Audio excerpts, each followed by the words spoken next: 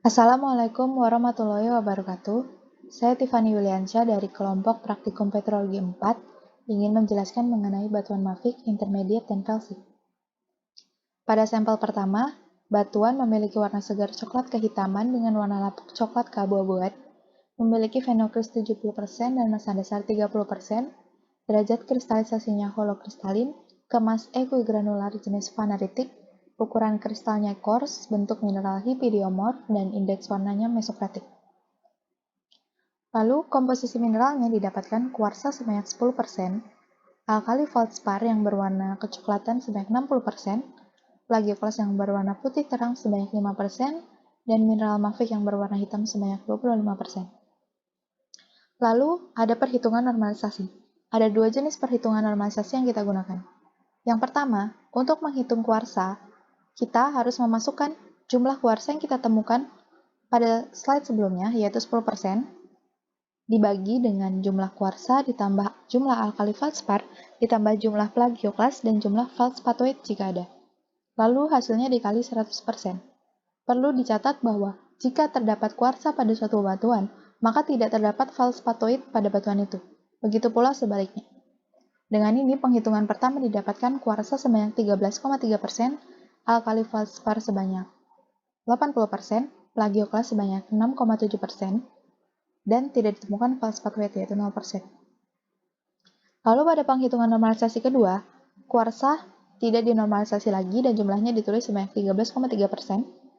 Lalu, alkali feldspar dinormalisasi lagi untuk yang kedua kalinya.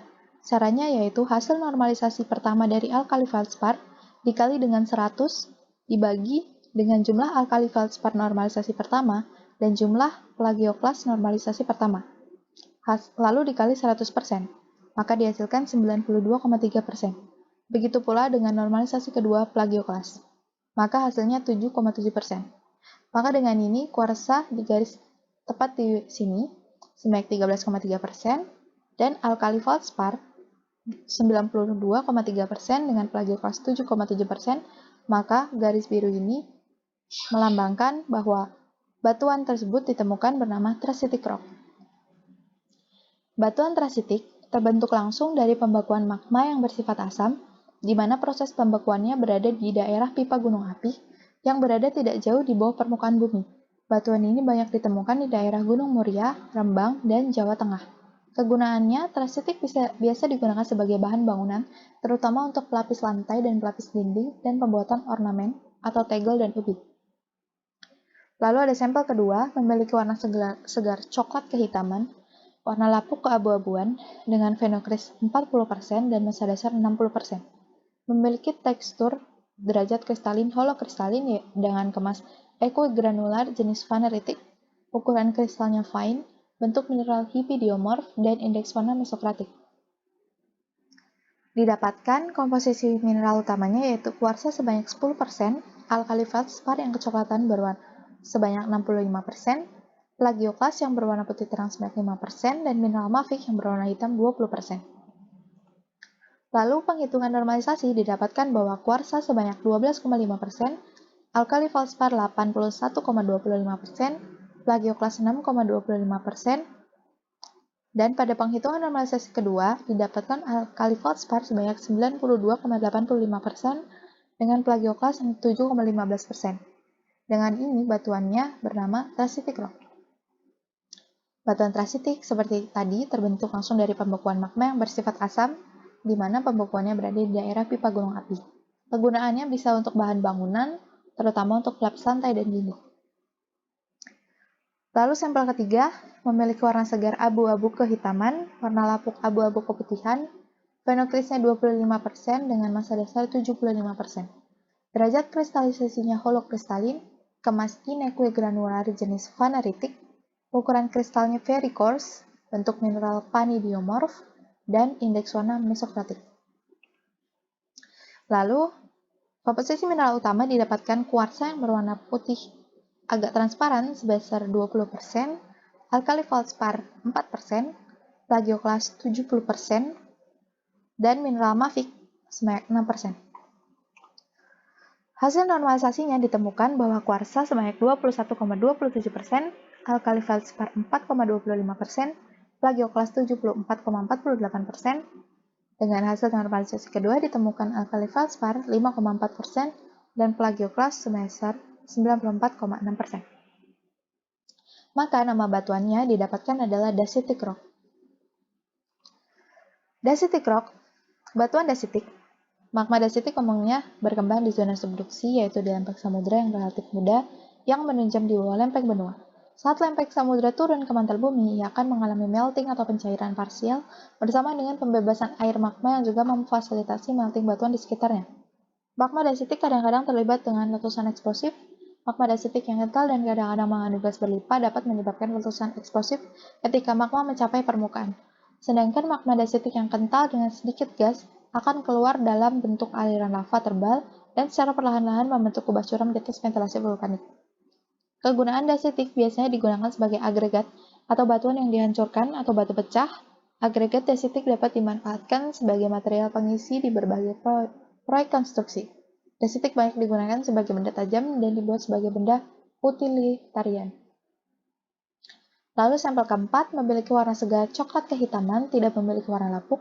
Phenocryst sebesar 100% tidak memiliki massa dasar.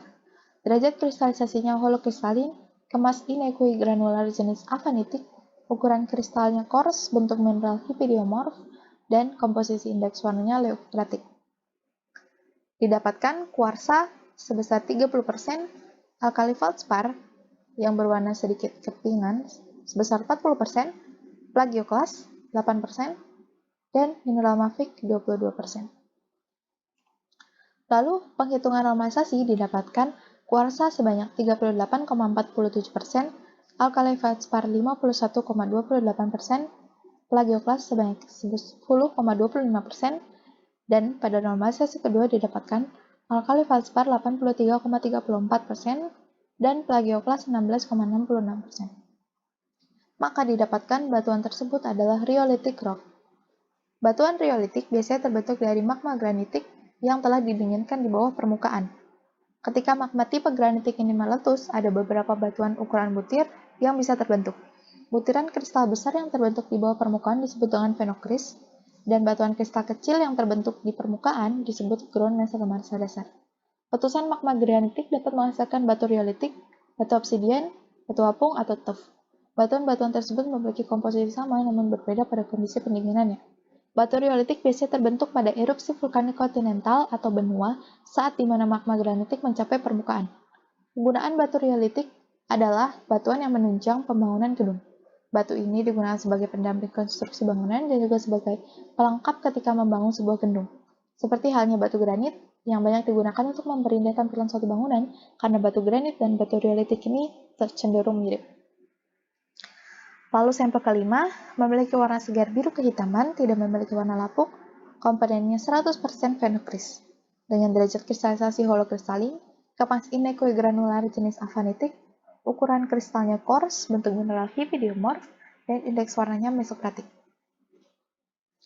Ditemukan alkali feldspar sebesar 30% seperti di sini, lalu feldspatoid yang berwarna biru sebesar 40%, dan mineral mafic 30%. Maka dari ini, jika ada feldspatoid, tidak akan ada kuarsa. Lalu normalisasinya didapatkan alkali feldspar sebesar 42,9%, dengan feldspatoid sebesar 57,1%. Tidak ditemukan plagioklas. Karena itu, jumlah plagioklas normalisasi kedua adalah 0, jumlah alkali feldspar normalisasi kedua adalah 100%. Maka dari ini didapatkan bahwa batuan ini bernama phonolithic rock. Batu phonolitik terbentuk dari magma dengan kandungan silika yang relatif rendah, yang dihasilkan oleh derajat leleh parsial yang rendah atau kurang dari 10% dari batuan yang sangat aluminus dari kerak bagian bawah seperti batu tonalit, monzonit, dan metamorf. Peleburan batuan seperti itu ke tingkat yang sangat rendah mendorong pembebasan aluminium, kalium, natrium, dan kalsium dengan melelehkan feldspar dengan beberapa keterlibatan mineral mafic karena batuan tersebut tidak jenuh silika dan tidak memiliki kuarsa atau kristal silika lainnya dan didominasi oleh feldspatoid silika rendah. Kegunaan fonolitik adalah sebagai batu dimensi atau sebagai agregat untuk kerikil. Tuff fonolitik digunakan sebagai batu api pada zaman prasejarah. Fonolitik sendiri dapat dipisahkan menjadi lempeng sebagai ubin atap atau pengganti batu tulis atap. Lalu sampel ke-6 memiliki warna segar, krem merah muda dengan warna lapuk putih pucat, fenokrisnya 5%, ground mass 95%, derajat kristalisasinya holokristalin, kemas equigranular jenis avanitik, ukuran kristalnya very fine, bentuk mineralnya panidiomorf, dan komposisi indeks warnanya leucocratic. Lalu komposisi mineral utamanya ditemukan kuarsa 23%, alkali feldspar yang berwarna kepingan sebanyak 67%, plagioklas sebanyak 5%, dan mineral mafic yang berwarna hitam sebanyak 5%. Maka penghitungan normalisasi ditemukan bahwa kuarsa sebanyak 24,22%, alkali feldspar 70,52%, plagioklas 5,26%, dan pada normalisasi kedua ditemukan plagioklas sebanyak 6,95% dan alkali feldspar sebanyak 93,05%. Maka dari ini didapatkan batuan ini adalah rhyolitic rock. Rhyolitic rock terbentuk dari magma granitik yang telah didinginkan di bawah permukaan. Ketika magma tipe granitik ini meletus, ada beberapa batuan ukuran butir yang bisa terbentuk. Butiran kristal besar yang terbentuk di bawah permukaan disebut dengan fenokris, dan batuan kristal kecil yang terbentuk di permukaan disebut dengan ground mass atau massa dasar. Kegunaan batu rhyolitic ini biasa dimanfaatkan oleh manusia sebagai batuan yang menunjang pembangunan gedung. Batu ini digunakan sebagai pendamping konstruksi batuan dan juga sebagai pelengkap ketika membangun sebuah gedung. Seperti halnya batu granit yang banyak digunakan untuk memperindah tampilan suatu bangunan, karena batu granit dan rhyolitic ini cenderung mirip.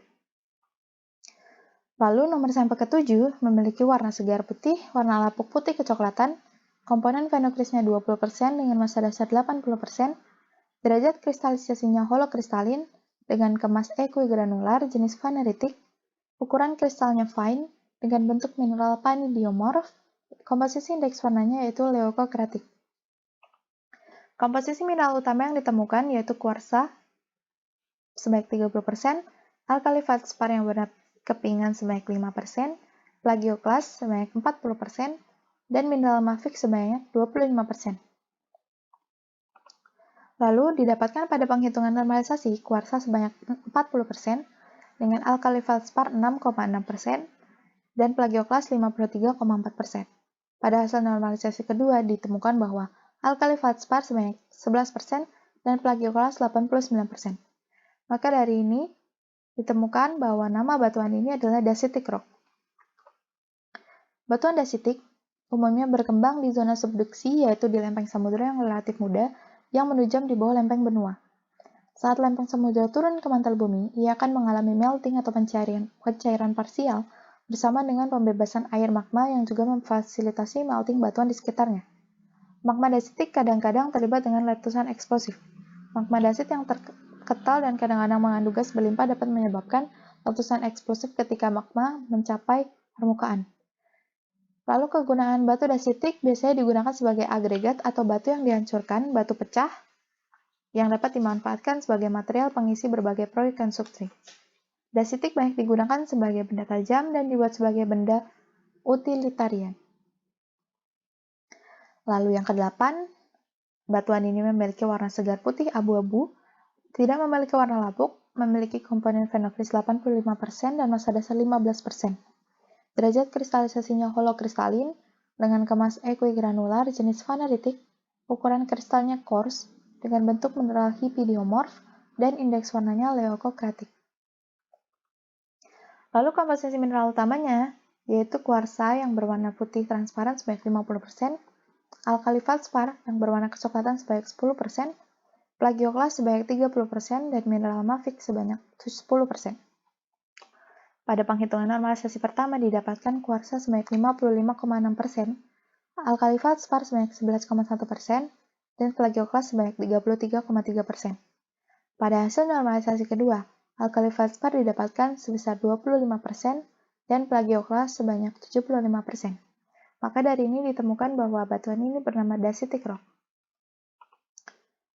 Magma dacitic, batuan dacitic umumnya berkembang di zona subduksi, yaitu di lempeng samudra yang relatif muda yang menujam di bawah lempeng benua.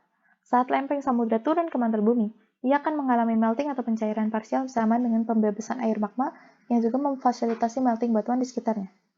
Batu desitik ini biasa digunakan sebagai agregat, atau batu yang dihancurkan atau batu pecah. Agregat desitik dapat dimanfaatkan sebagai material pengisi di berbagai proyek konstruksi.